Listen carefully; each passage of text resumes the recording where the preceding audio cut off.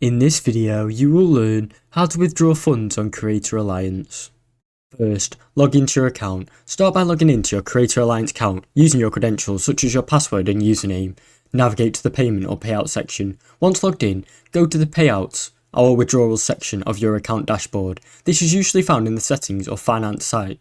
Then, select withdrawal method. Choose your preferred withdrawal method. Creator Alliance typically supports the options such as bank transfer, PayPal or direct payments to other platforms, depending on what's available in your area. Enter withdrawal amount. Specify the amount you wish to withdraw.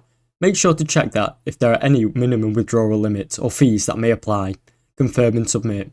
After entering the withdrawal details, review everything carefully, then confirm the withdrawal. Some platforms may require additional verification for security reasons. Wait for processing.